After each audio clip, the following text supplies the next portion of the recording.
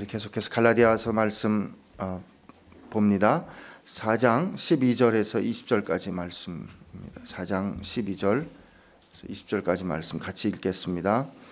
형제들아, 내가 너희와 같이 되었은즉 너희도 나와 같이 되기를 구하노라. 너희가 내게 해롭게 하지 아니하였느니라. 내가 처음에 육체의 약함으로 말미암아 너희에게 복음을 전한 것을 너희가 아는 바라. 너희를 시험하는 것이 내 육체에 있으되 이것을 너희가 업신여기지도 아니하며 버리지도 아니하며 오직 나를 하나님의 천사와 같이 또는 그리스도 예수와 같이 영접하였도다. 너희의 복이 지금 어디 있느냐? 내가 너희에게 증언하노니 너희가 할 수만 있었더라면 너희 눈이라도 빼어 나에게 주었으리라. 그런즉 내가 너희에게 참된 말을 함으로 원수가 되었느냐? 그들이 너희에게 대하여 열심내는 것은 좋은 뜻이 아니요 오직 너희를 이간시켜 너희로 그들에게 대하여 열심을 내게 하려 함이라. 좋은 일에 대하여 열심으로 사모함을 받음은 내가 너희를 대하였을 때뿐 아니라 언제든지 좋으니라.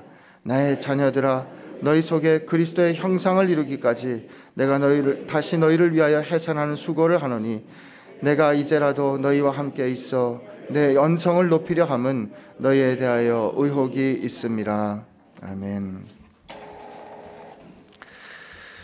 오늘 본 이 말씀은 바울이 자기의 흉중이라고 그러죠. 자기 가슴을 안타깝게 토로하는 그런 장면입니다.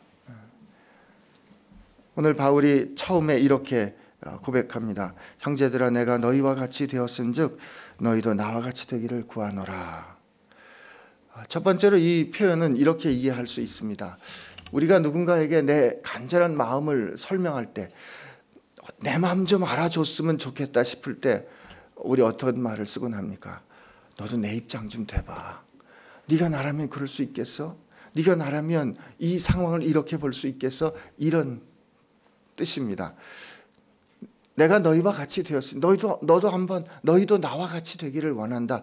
한번 내 마음을, 내 생각을 가지고 내 자리에서 내가 복음을 전했는데 너희가 나라면 어떻게 말할 것 같아? 라고 내 입장을 한번 생각해줘. 이렇게 바울이 그 다음에 말들을 풀어가면서 그런 자기의 심정을 표현하는, 솔직하게 표현하는 그런 표현이라고도 볼 수 있습니다. 그러나 동시에 이 바울이 썼던 이 말은 그가 평소에 복음을 전할 때 썼던 말인 것을 우리 확인할 수 있습니다. 형제들아, 내가 너희와 같이 되었다, 이렇게 말합니다. 바울은 이방인에게는 이방인으로 다가갔습니다. 율법 아래 있는 자에게는, 할례를 받은 자에게는 율법 아래 있는 자로, 할례를 받은 자로 다가갔습니다. 그가 그렇게 했던 이유는 어떻게 해서든지 그들로 하여금, 듣는 이들로 하여금 복음을 듣기 원했기 때문입니다. 그들이 복음을 들어 하나님 앞에 나올 수만 있다면 내가 그들처럼 되리라, 그들과 같아지리라 라고 했던 것이죠. 사실 바울이 이렇게 할 수 있었던 것은 그가 그리스도의 마음을 가졌기 때문입니다. 너희 안에 그리스도의 마음을 가지라 라고 빌립보서 2장 5절부터 11절까지 말합니다. 너희가 이 마음을 가지라, 곧 그리스도 예수의 마음이니 그는 근본 하나님과 본체시나 그가 하나님과 동등함을 버리시고 자기 모양을 비워 자기 형체를 비워 사람과 같이 되셨고 죄인의 자리에 서신 이유는 우리를 구원하기 위함이시다. 그가 그렇게 된 것처럼, 그가 그런 마음을 가지셨던 것처럼 여러분도 그 마음을 가져야 합니다. 이렇게 말하는 것이죠. 사실 이런 마음으로 가졌던 사람들이 있습니다. 그들이 모라비안 교도들입니다. 모라비안 교도들은 전도하기 위해서, 선교하기 위해서, 복음을 전하기 위해서 노예가 되어야 한다면 그들은 기꺼이 노예가 되었습니다. 왜? 금의 양으로 돼서 복음을 전할 수만 있다면 그렇게 생각했던 것입니다. 요한 웨슬리가 진정으로 그리스도인이 될 수 있었던 것은 바로 이 모라비안 교도들의 삶을 통해서 그가 진정 그리스도인으로 다시 한번 회심할 수 있는 은혜를 받았던 것이죠. 한번 저는 생각해 봅니다. 우리가 정말 저 세상을 향하여서 교회가 그 세상의 아픔을 마음을 열고 그들과 같아지는 태도로 그들의 아픔에 동참하려 하고 있는지, 교회는 세상의 저 어두운 곳에 기꺼이 가려 하고 있는지, 그런 질문을 하며 제 자신을 보게 됩니다. 사실 이 모태신앙 가진 사람들이 어려운 게 그겁니다. 평생 살면서 교회에서 산 게 습관이 돼가지고 이게 이 교회나 이 기독교 신앙이나 소위 이 컬처 문화에 익숙하지 않은 사람들하고 섞여 지내기가 참 어렵습니다. 근데 솔직히 생각을 해보면 어느 때는 말이죠, 그냥 정말 소주라도 한잔하면서 가슴을 탁 털어놓고 얘기하는 게 확 풀릴 수 있을 것 같은데, 그걸 못하는 그런 삶을 이제 살았던 거를 제가 제 자신을 봅니다. 그러나 그렇게 했던 것이 정말 우리들 가슴 가운데 그 아픔을 잘 이해하려는 태도를 가졌는가 하는 그런 질문을 하는 것이죠. 함철훈이라는 사진 작가가 있습니다. 이분이 그 유네스코나 이런 구호 단체를 위해서 사진을 찍는 아주 유명한 작가분인데, 크리스찬이십니다. 이분이 경영학을 했던 분인데 미국에 가서 40대 사진 작가가 됩니다. 근데 이분이 유네스코인지 WHO인지 이제 요청을 받아가지고 몽골에 사진을 찍으러 갔습니다. 그 사진을 찍으러 가는 목적은 몽골에 사는 사람들의 그 가난한 실상을 사진을 찍어서 그 사진을 통해서 이제 펀드레이징을 하려는 목적이었습니다. 근데 그가 어느 양로원에 갔는데, 양로원에 갔더니 정말 안타까운 모습으로 한 정말 불쌍한 노인이 그 그릇 하나에 정말 이 딱한 음식을 먹고 있었습니다. 그 스프 하나를 먹고 있는 그 노인의 그 사진을 담으면서 처음에 이렇게 생각을 했던 것이죠. 봐라, 얼마나 불행한가, 얼마나 불쌍한가, 우리가 도와줘야 되지 않은가. 그랬는데 이 작가가 이 이야기를 듣습니다. 이 노인들이 정부로부터 보조받기를 거절했다는 겁니다. 그래서 이게 무슨 이유인가라고 이야기를 물었더니 노인들이 이렇게 말했답니다. 우리는 살 만큼 살았습니다. 이 세상 떠날 날 별로 남지 않았습니다. 근데 우리나라에는 아직 부모를 잃은 채 아직 도움을 받아야 하는 고아들이 많이 있는데 우리는 도움 안 받아도 좋습니다. 우리에게 줄 돈 저 고아들에게 주시기를 바랍니다. 라고 결정하고 그 양로원의 노인들이 정부로부터 도움받기를 거절했다는 겁니다. 그리고 그분이 그 사진을 다시 찍었을 때 그가 고백합니다. 저는 그분들의 마음을 훔치러 갔었습니다. 라는 고백을 그가 합니다. 그들이 그리스도인이었는지 아니었는지는 모르겠습니다. 그러나 그들이 연약한 가운데 있었지만 그 노인들이 자기보다 더 연약하다 생각하는 사람들의 입장을 생각할 수 있었고 그들과 같아지려는 마음이 그들 가운데 있지 않았나, 그런 생각을 합니다. 그분의 고백을 들으며 그 사진을 봤더니 그 떠먹는 그 가난한 그 모습은 가난함이 아니라 부요함이었습니다. 오늘 교회가 세상을 향하여, 세상의 아픔을 향하여 그런 태도로 나가야 하지 않을까 생각합니다. 그럴 때 그렇게 그들과 같아지려는 마음이 진심일 때 우리는 비로소 그들에게 당신이 나처럼 되기를 원합니다 말할 수 있습니다. 사도 바울이 먼저 그들과 같아지려 하는 그 사랑의 마음을 알았기 때문에, 그 비움을 알았기 때문에 그 비움 가운데 이루어진 관계를 통해서 그때 들려지는 메시지, 당신이 나처럼 되기를 원합니다 하는 그 메시지를 들을 수 있었던 겁니다. 사도 바울이 오늘 말합니다. 너희가 나와 같이 되기를 구하노라. 어떻게 생각하면 이 사도 바울의 권고는 교만한 권고처럼 들리기도 합니다. 사도 바울은 그렇게 보니까 편지 여러 곳에 너희는 나를 본받으라 이렇게 말했습니다. 여러분 이렇게 말할 수 있겠어요? 누군가에 가셔서 당신은 나와 같이 되기를, 나를 본받으십시오 말할 수 있으시겠어요? 저 설교하는 목사는 말할 수 있을까? 못합니다. 그런 생각으로 지금 우리가 말하지 않지만 우리 가운데 있는 같은 생각으로 우리가 대답한다면 못합니다. 왜? 우리 인생의 구석에는 누군가를 향하여 본받으라고 말하기가 어렵기 때문에 그렇습니다. 그러나 사도 바울은 늘 언제나 누구에게든지 당신은 나처럼 되시기를 바랍니다. 나를 본받으십시오. 이렇게 말했습니다. 근데 그가 이렇게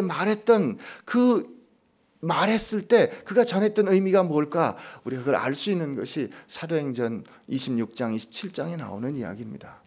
사도 바울은 그가 이제 사도행전 26장, 27장에 보면 그 아그리빠 왕 앞에서 자기가 어떻게 하나님의 복음을 전하는, 예수 그리스도의 복음을 전하는 자가 되었는지를 변명합니다.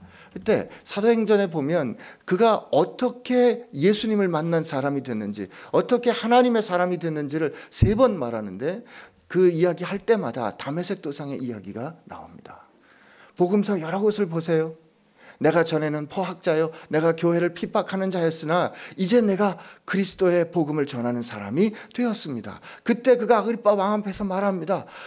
내가 이렇게 교회를 진멸하고 살기가 등등해서 가는 그때에 그리스도께서 나를 불러주셨습니다. 그래서 내가 이렇게 오늘 그 복음을 전하는 사람이 되었습니다. 그가 이렇게 말하자 뭐라고 말합니까? 이방인은 그렇게 말하죠. 야, 많은 학문이 너를 미치게 하였도다. 그랬더니 그 말을 이야기를 하는 그 유대인의 왕 아그리빠 왕은 뭐라고 말합니까? 야, 네가 적은 말로 나를 그리스도인 되게 하려는도다. 이렇게 말하지 않습니까? 그러니까 그때 사도 바울이 뭐라고 고백합니까? 내 말이 많든지 적든지, 내 말이 길든지 짧든지, 오늘 내 말을 듣는 모든 사람들은 내가 오늘 이 사슬에 매인 것 외에 모두 나처럼 되기를 하나님께 원합니다. 이렇게 그가 고백하는 거 알 수 있습니다. 무슨 뜻일까요? 그렇습니다. 나는 하나님의 은혜를 받을 수 있는 사람이 아니었습니다. 나는 전에 교회를 핍박하는 사람이었습니다. 나는 하나님의 원수되었던 사람이었습니다. 내가 하나님을 먼저 알았던 것 아닙니다. 그런데 이 정반대의 길로 어긋나가는 그때에 하나님이 나를 불러주셨습니다. 그 은혜로 내가 오늘 이런 삶을 살게 되었습니다. 내가 이렇게 된 것처럼, 내가 이 은혜를 받은 것처럼 당신도 은혜 받기를 원합니다. 내가 이렇게 변화된 것처럼 당신도 변화되기를 원합니다. 라고 고백하는 것이, 그래서 내가 오늘 주를 본받는 사람, 주님을 따르는 사람이 된 것처럼, 그 복음을 전하지 않고는 견딜 수 없는 사람이 된 것처럼, 그 기쁨의 소식이 나를 이끌고 가는 인생이 된 것처럼 당신도 그렇게 되기를 원합니다. 라는 게 여러분도 나같이 되기를 원한다는 사도 바울의 고백입니다. 그렇다면 우리 모두는 다 누군가에게 나가서 그렇게 고백할 수 있습니다. 그렇게 전도할 수 있습니다. 왜요? 우리가 이제까지 쭉 갈라디아서를 통해서 본 것처럼 우리가 그리스도인 된 것은 우리가 무엇을 잘해서 한 것이 아니라, 율법의 공의 때문이 아니라, 오히려 우리가 하나님의 원수 되었을 때 하나님이 우리를 먼저 사랑하신 은혜 때문에, 하나님의 그 약속 때문에 우리가 하나님의 자녀 된 것이기 때문에, 그렇다면 당신도 하나님의 자녀 될 수 있으리라 나는 믿습니다. 당신도 나처럼 되십시오. 이렇게 고백할 수 있는 것이죠. 여러분이 오늘 그렇게 당신도 나처럼 되시길 바랍니다. 그렇게 누군가를 축복하고 누군가를 향하여 복음을 증거할 수 있게 되기를 축복합니다. 그러기 위해서 우리가 가져야 되는 마음이 예수 그리스도의 마음이라는 것입니다.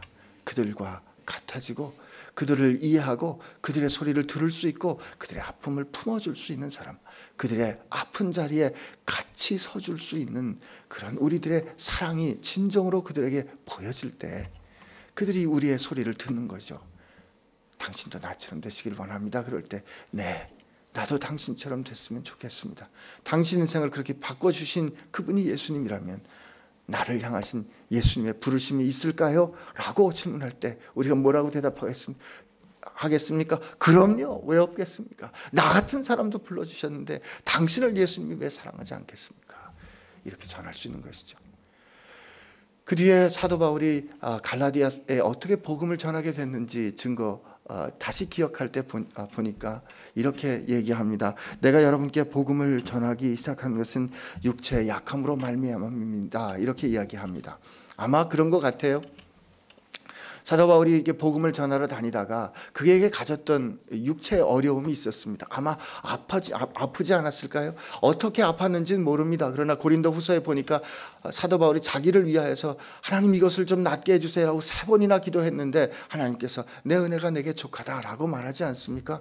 사도 바울이 편지할 때 보면 내 말은 졸하나, 내가 말하는 건 졸하나, 이게 사도 바울이 글은 참 잘 쓰는데 말씀을 전할 때 잘 말을 전하지 못했기 때문에 어떻게 생각하면 사도 바울이 알았던 병이 뭘까? 사람들은 여러 가지로 생각합니다. 간질이었나? 혹은 안질이었나?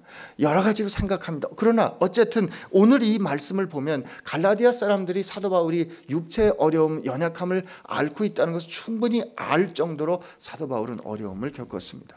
그가 갈라디아에 아마 머물렀던 이유는 그가 복음을 전하기 위해서 여행을 하려는 목적이 있었는데 아마 아파서 머물렀을 수도 있었을 겁니다.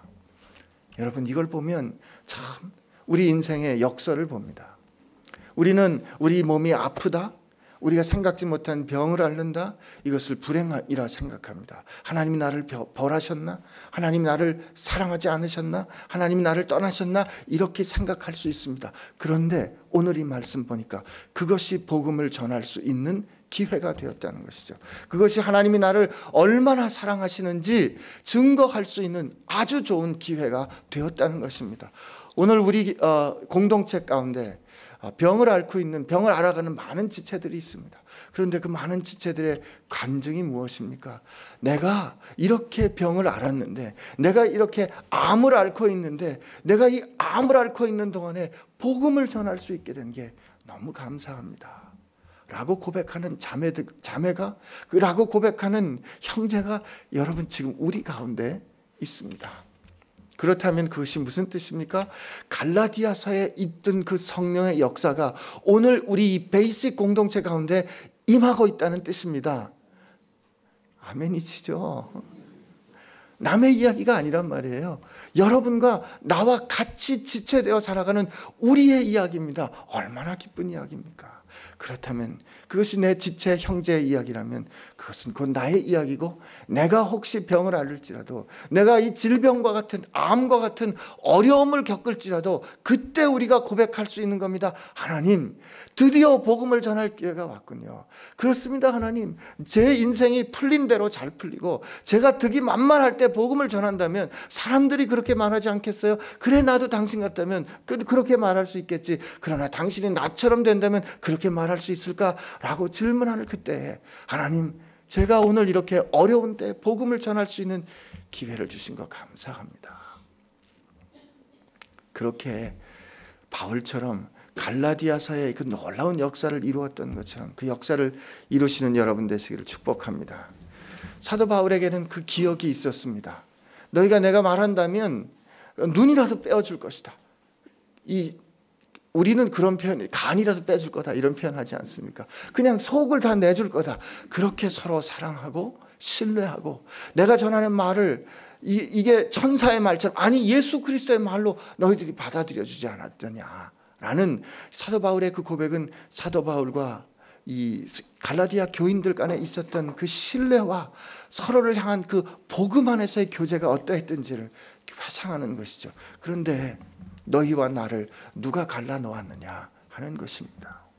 근데 여기 보니까 이단은 그들에게 찾아왔던 그 유대주의자들은 뭐라고 말합니까? 그들이 너희로 하여금 열심을 내게 하는데, 그들이 열심을 내게 해서 너희들로 하여금 하나님을 바라보도록, 예수님을 바라보도록 하는 것이 아니라 그들이 열심을 내어 그들에게, 너희가 열심을 내어 자기에게 의지하도록 만드는구나 라고 말하는 것이죠.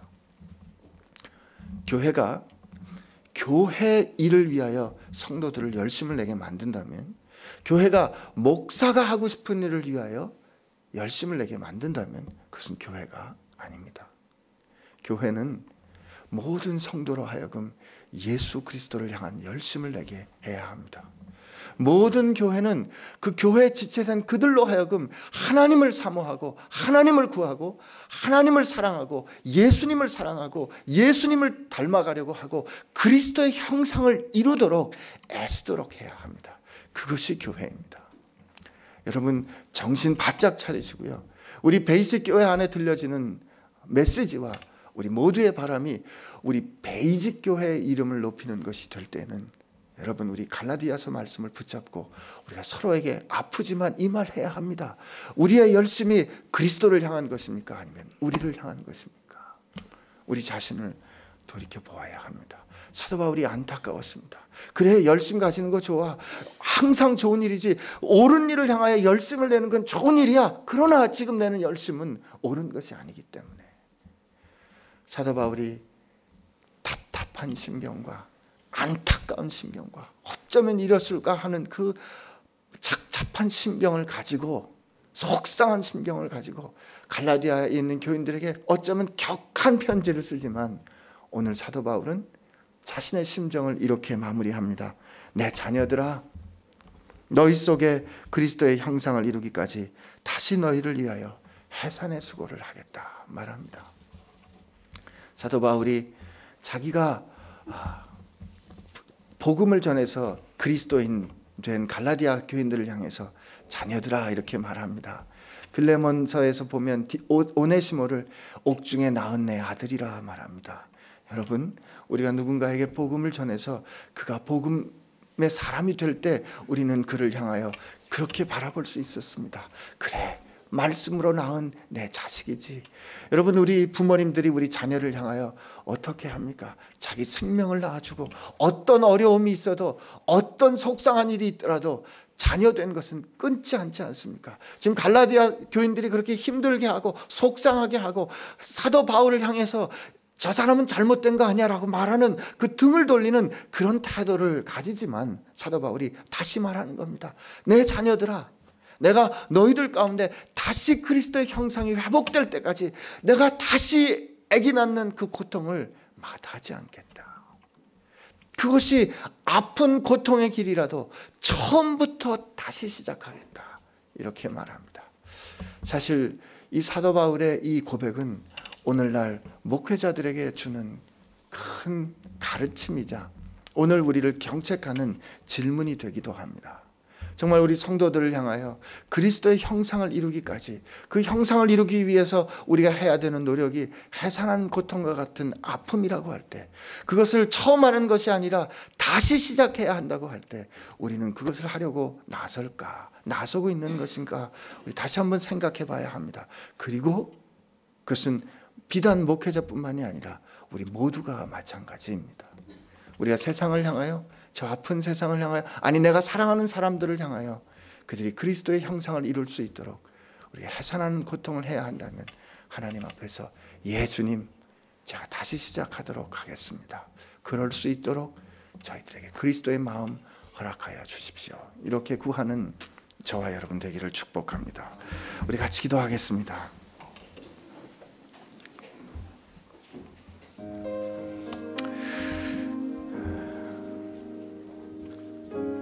사랑하는 사람을 향하여서, 사랑하는 사람이 예수님 닮아가기 위하여서 내가 치러야 할 값이 있다면 그것이 해산의 고통과 같이 그렇게 극심한 고통이 될지라도 그 수고를 기꺼이 아끼지 않겠다 했던 사도 바울의 고백은 다름 아닌 그리스도의 마음을 가진 이의 고백이었습니다.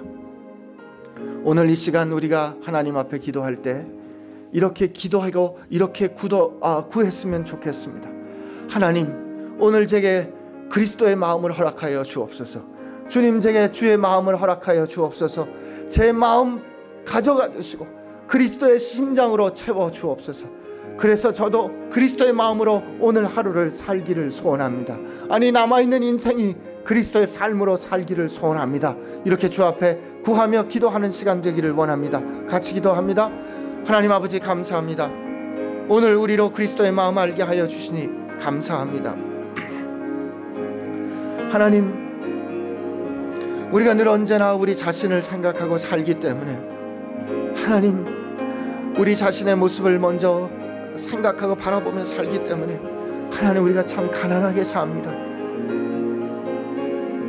다른 사람의 아픔을 생각할 여유가 없고, 다른 사람의 아픔을, 그 복음을 들어야 할 사람들의 처지를 생각하지 못한 채 내 자신만 생각하며 사는 이 속 좁음과 가난함을 주님 긍휼히 여겨주시고, 하나님 이 시간 정말 자신을 비워 모든 사람을 풍성케 하셨던 예수 그리스도의 그 마음을 제가 갖게 하여 주옵시고 우리가 갖게 하여 주시고, 그래서 그 영광의 풍성함으로 누군가를 향하여 생명을 나눠주는 풍성함으로 하나님 우리가 오늘을 살게 하여 주시고 또 인생을 살게 하여 주옵소서. 주님 감사합니다.